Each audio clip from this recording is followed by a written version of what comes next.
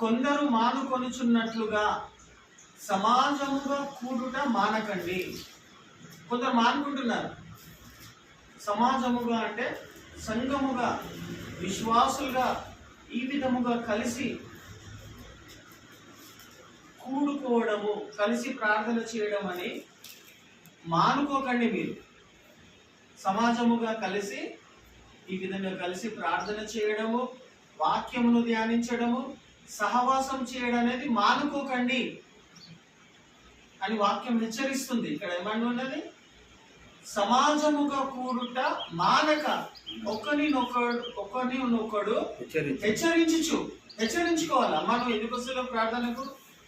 ఇంట్లో కూర్చొని ఏం చేస్తున్నావు? ప్రార్థన చేయాల్సినటువంటి సమయంలో నువ్వు ఇంట్లో కూర్చొని ఏం చేస్తున్నావు? అయ్యా నువ్వేం చేస్తున్నావు అని ఒకరినొకడు హెచ్చరించు వాళ్ళను కూడా ప్రార్థనకు తీసుకొని రావాలి. ఎందుకు అంటే ఆ దినము సమీపించుట మీరు చూచిన కొలది మరి ఎక్కువగా అలాగా చేయము. ఆ దినము సమీపించుట అంటే దినములు చెడ్డగా ఉన్నాయి కాబట్టి, ఆ చెడ్డ దినాలలో మనము బ్రతుకుతూ ఉన్నాం కాబట్టి, యేసు ప్రభు యొక్క రాకడ సమీపంగా ఉన్నది కాబట్టి, విశ్వాసులు నమ్మినటువంటి మీరు ఏం చేయాలా? ఆ దినము సమీపిస్తున్న కొలది, ఆ దినమును మీరు చూచిన కొలది మరి ఎక్కువగా అలాగూ చేయము. హల్లెలూయా. మరి ఎక్కువగా చేయాలంట. ఏం ప్రార్థనలకు వెళ్తాము అని ఇండ్లలో కూర్చొని టీవీలు చూసుకుంటా, ముసలమ్మ ముచ్చట్లు పెట్టుకుంటా సమయాన్ని వేస్ట్ చేసుకోకండి అంటుంది వాక్యం. మరి ఏం చేయాలి ప్రభువా? సమాజముగా కూడండి, సమాజంగా కలవండి. కలిసి ఏం చేయాలా? కలిసి ఏం చేయాలనంటే మీరు పొందుకున్నటువంటి రక్షణ, మీరు రక్షించబడ్డారా లేదా? రక్షించబడ్డారా? యేసు ప్రభువుని సొంత రక్షకులుగా అంగీకరించారు కదా. కాబట్టి మీరు రక్షణ పొందినటువంటి మీరు సమాజముగా కలిసి ఏం చేయాలంటే రక్షణ లేని వాళ్ళ కోసం ప్రార్థన చేయాలి. అది దేవుడు ప్రతి ఒక్క విశ్వాసికి భారము పని అప్పచెప్పిండు. హల్లెలూయా. ఏం పని అప్పచెప్పిండు? ఇప్పుడు మీ చుట్టుపక్కల ఉంటున్నటువంటి వాళ్ళు రక్షించబడ్డారా? సృష్టికర్తను తెలుసుకున్నారా? తెలుసుకోలేదు. మనం ఏం చేయాలా? నీకేం పని అప్పచెప్పిండు? వాళ్ళకి సువార్త చెప్పలేకపోతున్నాం, వాళ్ళు వినరు. అయితే దేవుడు ఏమంటుండు? సమాజముగా కూడి ఆ దినము సమీపిస్తున్న కొలది మరి ఎక్కువగా సమాజముగా కలవండి. కలిసి ఏం చేస్తారు? రక్షణ లేని ప్రజల కోసము ఏం చేయమంటాడు? ప్రార్థనలు చేయాలి. వాళ్ళ కోసం ఏం చేయాలా? యాచనలు చేయాలి. వాళ్ళ కోసం కృతజ్ఞతలు చెల్లించాలి.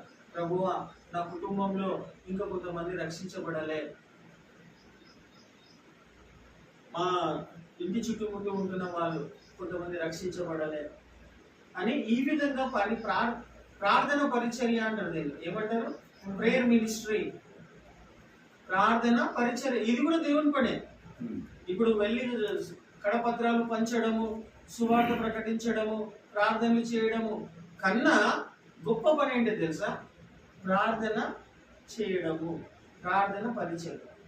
ఇప్పుడు మనం రక్షించబడ్డాము అంటే మనం ఇప్పుడు దేవుణ్ణి ఆరాధించినాము, కొన్ని పాటలు పాడి ఆత్మతో సత్యంతో ఈ స్థలంలో కూర్చొని శుక్రవారం ఇక్కడ కూర్చొని మనం 2-3 5 మందిగా ఉన్నా కానీ కూడా కలిసి ప్రార్థన చేసి రక్షించబడ్డాము అంటే దాని వెనుకల మనం ఈ విధంగా రక్షించబడి ప్రార్థన చేస్తున్నాం, దేవుని స్తుతిస్తున్నాం, ఆరాధిస్తున్నాం అంటే ఎవరో మన కోసం ప్రార్థనలు చేసిండ్రు. హల్లెలూయా. నా బిడ్డ, నా వాళ్ళు, నా చుట్టుపక్కల ఉన్న వాళ్ళు అని మీకోసం, మన కోసం ఎవరో ప్రార్థనలు చేసిండ్రు.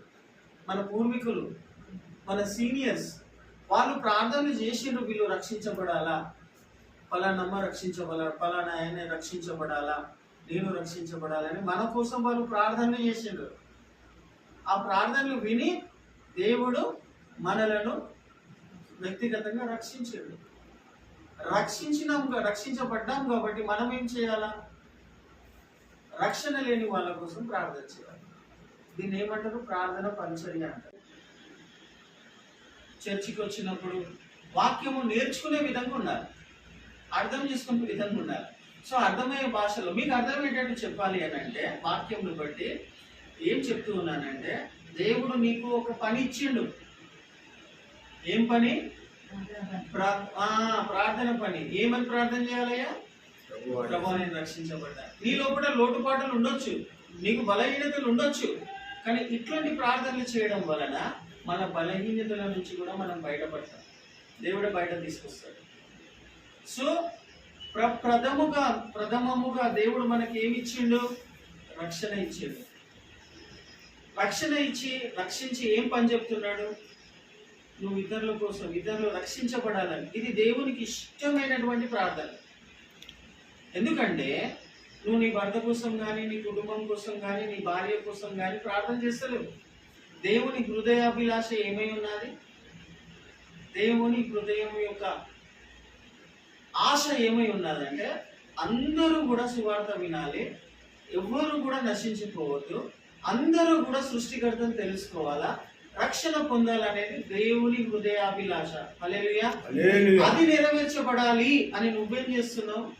ప్రభువా నా చుట్టుపక్కల ఉన్న వాళ్ళు నేను నమ్ముకోలేదయ్యా, నీ గురించి చెప్పినా వింటలేదు ప్రభువా, మాకు చెప్పడానికి కూడా వస్తలేదు ప్రభువా, ప్రభువా నువ్వు ఎట్లనైనా వాళ్ళని రక్షించు అని ప్రార్థన చేయడము.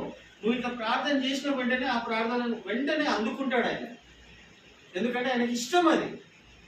అందరూ రక్షించబడాలి, అందరూ మారు మనసు పొందుకోవాలి, అందరూ సృష్టికర్త అయినటువంటి యేసు ప్రభువుని తెలుసుకోవాలా, రక్షణ పొందాలని నువ్వు ప్రార్థన చేస్తున్నావు. ఏం చేస్తున్నావు? దేవుని పని చేస్తున్నావు. దేవుడు చెప్పిన పని ప్రార్థన ద్వారా చేస్తున్నావు. ఇట్లాంటి ప్రార్థనలు చేస్తే దేవుడు నిన్ను ఎట్లా ఆశీర్వదిస్తున్నాడు తెలుసా? నువ్వు అడుక్కోవాల్సిన అవసరం లేదు. దాని తర్వాత ప్రభువా నన్ను దీవించు, నా భర్తను దీవించు, నా కుటుంబాన్ని దీవించు, ఇవి అడగొద్దని అంటలేను. నువ్వు అడగాల్సిన అవసరం కూడా లేదు అని వాక్యం చెప్తుంది. నువ్వు అడగక ముందే నీ అవసరాలు ఏమిటియో నాకు తెలుసు అంటాడు. హల్లెలూయా. పలానా దినమున, పలానా సమయమున, పలానా వస్తువు, పలానా ఆశీర్వాదం నా బిడ్డకు తెలుసు, నా బిడ్డకు కావాలని సృష్టికర్త అయినటువంటి యేసు ప్రభువుకి తెలుసు అంటుండే. మనం చేయాల్సిన పని ఏంటంటే ఆ దినములు, ఈ వాక్యంలో రాయబడి ఉంది కదా, ఏమని రాయబడి ఉంది చూద్దాము. ఆ దినం హెబ్రీయులకు రాసిన పత్రిక 10వ అధ్యాయము 24వ వచనంలో ఈ విధంగా రాయబడి ఉంది. 25వ వచనం, ఆ దినము సమీపించుట మీరు చూచిన కొలది, దుర్దినాలలో, చెడ్డ దినాలలో మనము బ్రతుకుతూ ఉన్నామని వాక్యం హెచ్చరిస్తుంది. కాబట్టి సమయమును పోనీయకుండా, సమయం ఎట్లా పోగొట్టుకుంటాం మనం? పుట్టిగానే ముచ్చట్లు పెట్టి పోగొట్టుకుంటున్నాం. అట్లా చేయకండి అంటుంది వాక్యం. మళ్ళీ ఏం చేయాలి ప్రభువా? ఇద్దరు ముగ్గురుగా కలవండి, ఇద్దరు ముగ్గురుగా పోగుగాండి, పోగై ఒక దగ్గర కూర్చొని సమయాన్ని సద్వినియోగం చేసుకోండి. ఏం చేయాలా? నీ రాజ్యము వచ్చును గాక, నీ రాజ్యము మహిమ, నీ నామము మహిమపరచబడును గాక, ప్రభువా ఇతరులు రక్షించబడును గాక.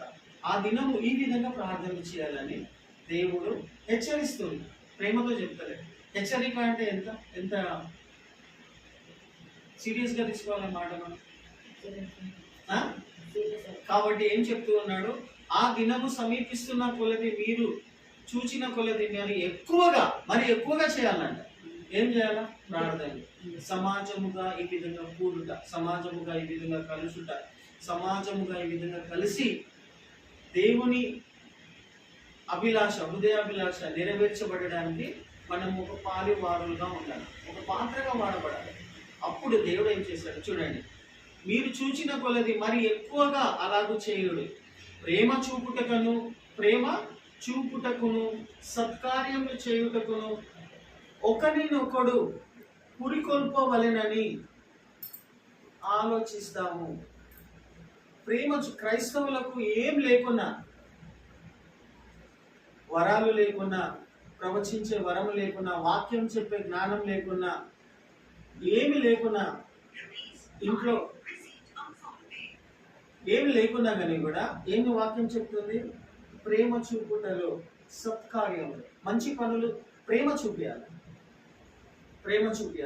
ఈరోజు పొద్దుగాల మా ఇంటి ముంగట ఒక ఆయన పల్లీలు అమ్ముకోవడానికి వచ్చాడు. పల్లీలు 100 రూపాయలకు 4 చెంబులు అని అనుకుంటూ వచ్చాడు. అమ్మగారు వెళ్ళి కొనుక్కున్నారు. నన్ను కూడా చూడమంటే వెళ్ళి చూసిన తర్వాత కొనుక్కున్న తర్వాత కొన్ని నీళ్ళు ఇవ్వండి తాగనీకే అన్నాడు. అది పాపం ఎండలు వచ్చింది కదా అని ఫ్రిడ్జ్లోకి వెళ్ళి ఒక వాటర్ బాటిల్ తీసుకెళ్ళి గ్లాసులో పోసి ఇచ్చినాం. బాటిల్ మొత్తం నీళ్ళు తాగేసిండే.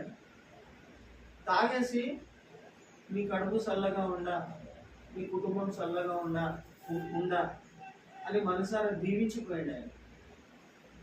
ఏం చేసినాం మేము? మాకు చాదనైనా సహాయం మేము ప్రేమ చూపించినాం. చల్లని నీళ్లు ఎండలో పడించినటువంటి వ్యక్తికి ఇచ్చినాం. అతను మేము దీవించమని అడిగినామా, బ్లెస్ చేయనన్నామా? అట్లా దిల్సే అన్న దువా అనేది మనసులో నుండి రావాలి. నువ్వు ఎవరికైనా ప్రేమిస్తే ఆయన నోటి మాటలతోటి అనుకున్నా కానీ కూడా దిల్సే హృదయంలో నుండి దీవెనలు వెళ్ళిపోతూనే ఉంటాయి. ప్రేమ చూపుటలోనూ మంచి పనులు చేయుటలోను, సత్కార్యాలు చేయుటలోను, ఏమున్నా లేకుండా ఇది దేవుని బిడ్డలేకుండా ప్రేమ, దేవుని ప్రేమ చూపుటలో. దేవుని ప్రేమ మనం చూపించాలంటే ఫస్ట్ దేవుని ప్రేమ మన లోపల ఉండాలి. ఆ ప్రేమ ఉంటేనే మనం ఇతరులను దేవుని ప్రేమలో ప్రేమిస్తాం. కాబట్టి ప్రేమైన దేవుని సంగమా, దేవుని ప్రజలారా, దేవుడు మనకు ఒక గొప్ప పని ఇచ్చిండు. ఏం పని అంటే మనము ఇతరుల రక్షణ గురించి, నశించిపోతున్న వాళ్ళ కోసము ఈ విధంగా సమాజముగా మరి ఎక్కువగా కూడుతూ, సమాజముగా మరి ఎక్కువగా కలిసి ప్రార్థనలు చేయడము దేవుని హృదయాభిలాష నెరవేర్చినటువంటి వాళ్ళం అవుతాం. రేపు పరలోకానికి వెళ్ళినాక దేవుడు ఒక మాట అడుగుతాడు, యేసుప్రభు ఒక మాట అడుగుతాడు, నన్ను అడుగుతాడు, అందరిని పట్టుకొని అడుగుతాడు, బిడ్డ నీ పాపముల కోసము నీకు రావాల్సిన శిక్ష నేను సిలువలో తీసుకున్నా, నా రక్తం మొత్తం కార్చిన నీకోసం, నువ్వు శిక్షించబడవద్దు, నువ్వు నరకానికి వెళ్ళొద్దని నీకు రక్షణ ఇచ్చిన ఉచితంగా, నీకోసం నా ప్రాణం పెట్టిన, నీకు ఒక మంచి కుటుంబం ఇచ్చిన, సంఘం ఇచ్చిన, ఆశీర్వదించిన, అన్ని విధాలుగా నేను చూసుకున్నా.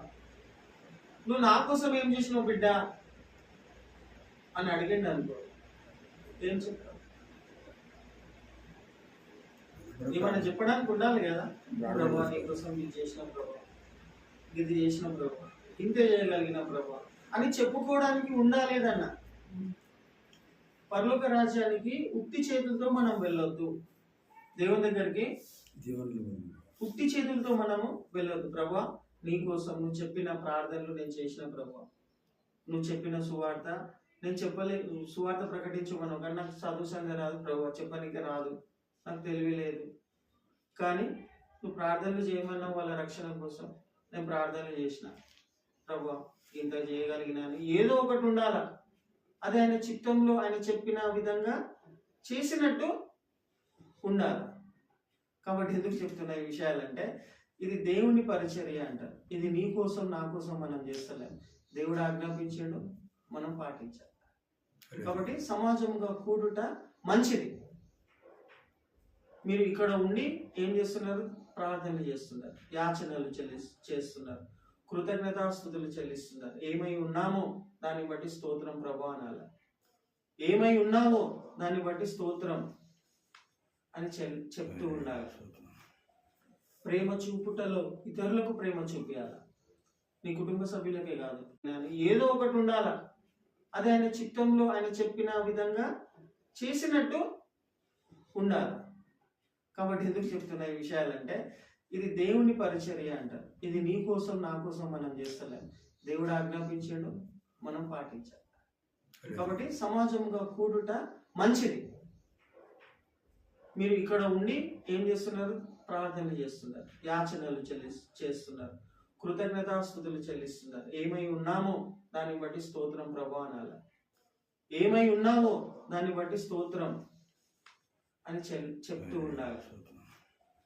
ప్రేమ చూపుటలో ఇతరులకు ప్రేమ చూపించాలి, నీ కుటుంబ సభ్యులకే కాదు, ప్రతి మనిషికి మరి ఎక్కువగా ప్రేమ చూపించాలి. అది దేవుడు చెప్తూ ఉన్నాడు. మనం రక్షించండు కాబట్టి, మనం రక్షించబడ్డాం కాబట్టి ఇతరులు కూడా నీ ద్వారా కొంతమంది అయినా సమయం పోనీయకుండా రక్షించబడాలని మనం ప్రార్థనలు చేయాలి. కాబట్టి ఈ విధంగా సమాజముగా కూడుట మంచిది, ఎంతో ఆశీర్వాదకరం. కాబట్టి ఎప్పుడెప్పుడైనా ప్రార్థనలు జరుగుతూ ఉన్నాయంటే మీరు ఏం చేయాలా? పరిగెత్తుకుంటూ రావాలి, సిద్ధపడి పరిగెత్తుకుంటూ రావాలి. సండే రోజు ఆరాధనకు వెళ్ళాలా, చర్చికి సమయానికి వెళ్ళాలా, పోగొట్టుకోవద్దు. అది సమాజము కూడా మరీ ఎక్కువగా చేయమని వాక్యం చెప్తుంది కాబట్టి ఆదివారం రోజున ఆరాధన జరిగితే పరిగెత్తుకుంటూ సమయానికి వెళ్ళాలి, సిద్ధపడి వెళ్ళాలి. ఎవరైనా చుట్టాలు మీ ఇంటికి వచ్చినా వాళ్ళని పట్టుకొని వెళ్ళాలి. ఫస్ట్ మనం చర్చికి వెళ్దామన్నాడు, ఫస్ట్ మనం దేవుని ఆరాధిస్తామన్నాడు, తర్వాత వచ్చిన తర్వాత మటను చికెన్ వండుకొని తిందాం. కానీ దేవుని ఆరాధనను పక్కకు పెట్టి చుట్టాలు వచ్చింది కదా, మంచి మా రిలేటివ్స్ వచ్చింది కదా అని ఆరాధనను పక్కకు పెట్టేసి వాళ్ళని వండుకుంటా, వాళ్ళని మర్యాద చేసుకుంటా కూర్చోవచ్చు. వాక్యం చెప్తుంది వాళ్ళని కూడా పట్టుకొని రావాలి మందిరానికి. కాబట్టి ఎక్కడెక్కడైతే ఆరాధనలు ఫస్ట్ సండే రోజు ఆదివారం రోజున సమయానికి మందిరానికి రావాలా. వచ్చి నువ్వు కేవలం సైలెంట్గా కూర్చో, దేవుడే కార్యాలు చేస్తూ ఉంటాడు. అది పోగొట్టుకోవద్దు మనం. ఇట్లా సమాజంగా అప్పుడప్పుడు ప్రార్థనలు పెట్టడం వలన ఎక్కడ పెట్టినా, ఎక్కడ ప్రార్థనలు జరుగుతూ ఉన్నాయన్నా మనం పరిగెత్తాలి. అందులో ఉండాలి. వెళ్ళి సైలెంట్గా కూర్చున్నా నువ్వు దీవించబడతావు, ఆరాధించినా నువ్వు దీవించబడతావు. ఏం చేయకుండా ఆడ వెళ్ళి కూర్చున్నా నీకు ఎక్కడ లేని సమాధానం, సంతోషం దేవుడు నీకు ఇస్తాడు వెళ్తే. కాబట్టి మనము ప్రార్థనలకు అలక్ష్యంగా ఉండొద్దు, ఏం పోతాంలే అని అనొద్దు. ఒకవేళ నువ్వు ఇక్కడ ఉన్నావు ఈ సమయంలో, ఉండకుండా ఇళ్లలో ఉంటే ఏం జరిగేదో, ఎట్లుండేదాన్ని, ఎట్లుండేటోళ్ళము. కానీ దేవుని యొక్క భద్రతలో మనం వచ్చి ఉన్నాం కాబట్టి సమయమును పోనీయకుండా సమయాన్ని ఏం చేసుకోవాలా, వినియోగం చేసుకోవాలి, సద్వినియోగం చేసుకోవాలి. ఎంతో కొంత అన్నట్టుగా ఉండాలనే విషయము మనం చనిపోయేంత వరకు మర్చిపోవాలి. ఏం మర్చిపోవద్దు, సమాజముగా మరీ ఎక్కువగా కూడాలా, కలిసి ఏం చేయాలా, రక్షణ లేని వాళ్ళ గురించి ప్రార్థనలు చేయాలి. ఆ తర్వాత మన అవసరతల గురించి మనం ప్రార్థనలు చేసుకోవాలి. ఇట్లా దేవుని కోసం నేను ఇంత చేసిన ప్రభు అన్నట్టుగా ఉండాలి. కాబట్టి ప్రియమైన వాళ్ళ వాక్యం ఏం చెప్తుంది, చివరిగా మాట్లాడి కొందరు మానుకొనుచున్నట్లుగా, కొందరు మానుకుంటున్నారు, ఏం ప్రార్థనలు, ఏం చర్చికి వెళ్దాము అని మానుకొనుచున్నారని వాక్యమే చెప్తుంది. అట్లా మీరు ఉండొద్దు. హల్లెలూయా. కొందరు మానుకున్నట్లుగా మీరు ఉండొద్దు. సమాజముగా కూడుట మానక ఒకరినొకడు హెచ్చరించండి. నువ్వు ఎందుకు వస్తలేవు చర్చికి, ప్రార్థనకు ఎందుకు వస్తలేవు అని చెప్పు. వాళ్ళు వినని వినకపోని చెప్పడం మీ బాధ్యత అని ఒకరినొకడు హెచ్చరించుచు ఆ దినము సమీపించుట మీరు చూచిన కొలది మరీ ఎక్కువగా అలాగూ చేయము. ఇప్పుడు అమ్మగారు ప్రతి శుక్రవారం రోజు ఇక్కడ ప్రార్థన ఎందుకు పెడుతున్నారు? మీరు ఎందుకు వస్తున్నారు? ఎందుకు వస్తున్నారంటే వాక్యంను బట్టి ప్రార్థనకు మీరు వస్తున్నారు. ప్రతి శుక్రవారం రోజున పాస్టర్ అమ్మ తన ఈ ఇంట్లో ప్రార్థన పెడుతూ ఉన్నది. ఎందుకు? ఇక్కడ ఉంటున్న వాళ్ళందరూ కూడా అన్యులే. మీ ద్వారా, మన ద్వారా వీళ్ళందరూ రక్షించబడాలంటే మనము ఫస్ట్ ఏం చేయాలా? ప్రార్థనలు చేయాలి.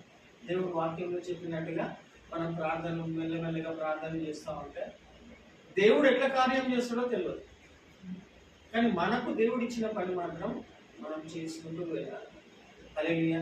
ప్రియమైన వారులారా, మనం ఈ యొక్క సమయంలో ఈ వాక్యంను మర్చిపోకుండా శ్రద్ధగా మన మనసు హృదయంలో భద్రపరుచుకుంటూ రాబోయే దినాలలో కూడా మనం దేవుడు ఆయుష్ ఆరోగ్యం ఇస్తే సమాజముగా, సంఘముగా, విశ్వాసులుగా ఎక్కడ ఇద్దరు ముగ్గురు కలిసి నా నామంలో ప్రార్థన చేస్తే ఏమంటాడు దేవుడు? వాళ్ళ మధ్యలో ఉంటా అన్నాడు. హల్లెలూయా. ఇద్దరు ముగ్గురు చాలా అన్నాడు. క్రైస్తవులకు దేవుడు ఇచ్చిన గొప్ప ఆధిక్యత ఏంటిది తెలుసా? ఆశీర్వాదం ఏంటిది తెలుసా? ఇద్దరు ముగ్గురు నా నామంలో కలిసి ప్రార్థన చేస్తే అక్కడ నేను ఉంటా అన్నాడు. అంటే దేవుడు వస్తా అన్నాడు. కొంతమందికి తెలియక ఎడిపోతున్నామమ్మా, ఇంత లారీ అంతా ప్రజలను తయారు చేసుకుని ఆటో మొత్తం నింపుకొని మంచిగా తయారై ఎక్కడికి వెళ్తున్నారు మీరు అంటే ఏమంటారు? వాళ్ళు దేవుని దగ్గరికి వెళ్తున్నామంటారు. తెలియక ఏమంటారు? దేవుని దగ్గరికి వెళ్తున్నాం అంటారు. కానీ దేవుడు క్రైస్తవులకు ఇచ్చిన గొప్ప ఆశీర్వాదం, ఆధిక్యత, అవకాశం ఏంటి తెలుసా? మనం దేవుని దగ్గరికి వెళ్ళాల్సిన అవసరం లేదు, ఎక్కడికో వెళ్ళాల్సిన అవసరం లేదు. ఏదో మెదక్ చర్చికి లేకపోతే ఆ చర్చికి ఈ చర్చికి వెళ్ళాల్సిన అవసరం లేదు. దేవుడే మన దగ్గరకు వస్తా అన్నాడు. హల్లెలూయా. ఎప్పుడు? ఇద్దరు ముగ్గురుగా నా నామంలో కలిసి ప్రార్థన చేస్తే అక్కడ ఏమన్నాడు? నేను ఉంటాను అన్నాడు. ఏమన్నాడు? నేను ఉంటాను అన్నాడు. నేను వస్తాను అన్నాడు. హల్లెలూయా. ప్రియమైన వారులారా, కాబట్టి ఇద్దరు ముగ్గురుగా సహవాసంగా ఉండి దేవుడే మన దగ్గరకు వస్తాడు. ఎంత ఆశీర్వాదం! నీ బాధలు, నీ కష్టాలు, నీ అవమానాలు, నీ అప్పులు, నీ రోగాలు ఆయన వచ్చినప్పుడు చూడకుండా ఉంటాడా? ఉంటాడా? ఆయన వచ్చినప్పుడు, ఆయన దిగి వచ్చినప్పుడు ఆయన నీకు స్వస్థపరుస్తాడు. నీ పరిస్థితిని సూక్ష్మంగా ఆయన పరీక్షిస్తాడు. నీకు ఇవ్వాల్సిన ఆశీర్వాదాలు ఇస్తాడు. ఎప్పుడు అంటే సమాజంగా, సంఘంగా ఎదిగినా, కలిసినప్పుడు, కూడినప్పుడు. కాబట్టి ఎప్పుడు కూడా మనం మర్చిపోకుండా సమాజంగా, సహవాసంగా ఇంకెక్కువగా ప్రార్థన చేద్దాం. దేవుని యొక్క పరిచర్య ప్రార్థన ద్వారా చేద్దాం. సో మనం కళ్ళు మూసుకొని కొన్ని నిమిషాలు తీసుకొని సమాజంగా దేవుడా ప్రభువా మమ్మల్ని ఇక్కడ సమకూర్చినామని కృతజ్ఞతలు చెల్లిస్తూ ప్రార్థన చేసుకుందాం. మన మధ్యలో ఉన్న అమ్మగారు వచ్చి